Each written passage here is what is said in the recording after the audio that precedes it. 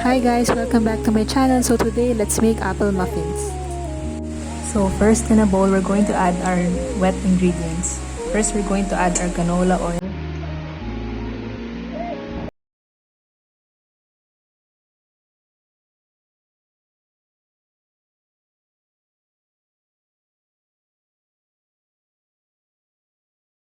Vanilla extract.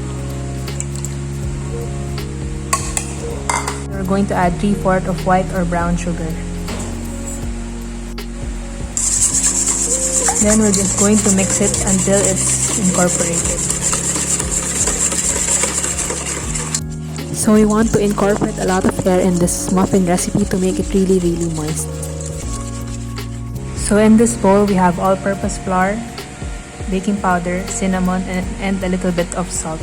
Then we will slowly add our dry ingredients. Make sure to not overmix so that our muffins will not be dry.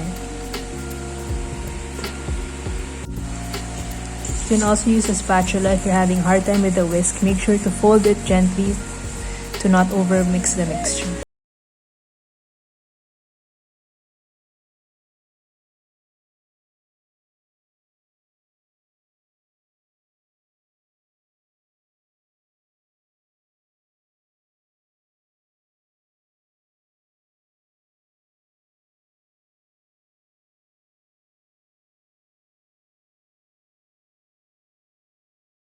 To our batter just until combined.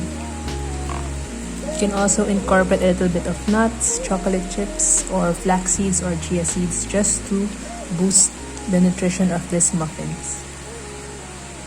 Just for the crunch, I'm adding a little bit of pumpkin seeds. You can also add walnuts, cashews, or other nuts that you like.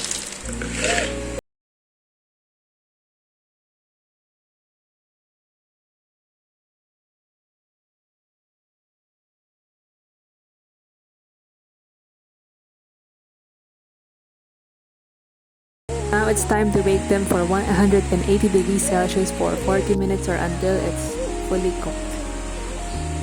And this is our finished product. It is really soft, really moist, and really flavorful.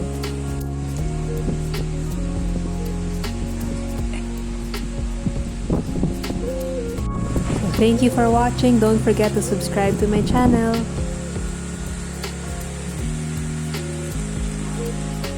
After 2 days, you can see that the muffin is still very soft. And let's see the inside. It will still be very moist because of the cream that we added inside.